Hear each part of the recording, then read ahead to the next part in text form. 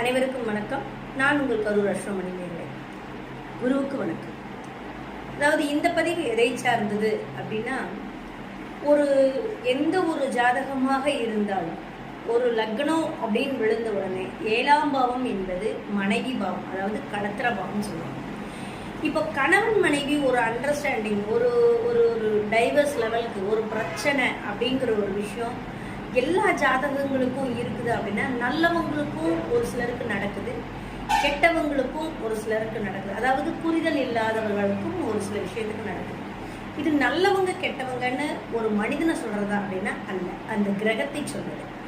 இப்போ நீங்க டிவோர்ஸ் அப்படிங்கிற ஒரு விஷயத்துக்கு முக்கியமான தாற்பயம் என்னன்னா, ஒரு கணவன் மனைவிக்குள்ள இருக்கக்கூடிய அந்தரங்க விஷயங்களாக இருந்தாலும், கருத்து வேறுபாடுகளாக இருந்தாலும், அது எப்பொழுது மற்றவர்களுடைய ஒப்பீனியனுக்கு உள்ள போகுதோ அங்கதான் பிரச்சனையாகுது.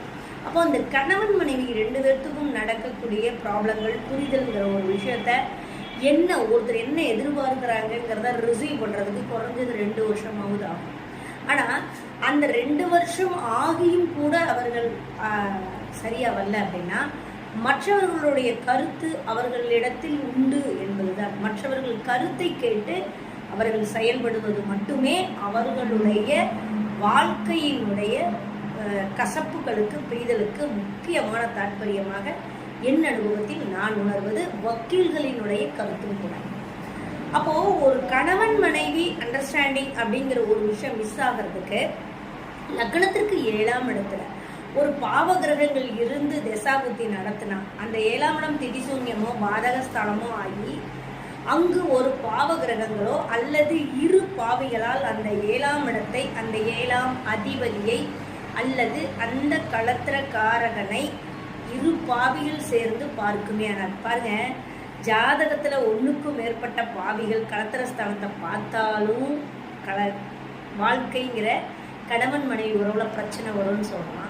அதே மாதிரி கணவன் மனைவிக்குள்ள 1க்கும் மேற்பட்டவர்கள் கருத்து பரிமாற்றங்கள் அங்கு வந்தாலும், இவர்கள் வாழ்க்கைக்குள்ள நீங்க இப்படி இருங்க, அப்படி இருங்க, நீங்க இப்படி பண்றாலாமா, அப்படி பண்றாலாமா அப்படிங்கிற ஒரு விஷயம் வந்தாலே அந்த வாழ்க்கை பாவிகளால் பார்க்கப்படும் போது அந்த வாழ்க்கையின் தர்ம நிலை குலையுங்கிறான்.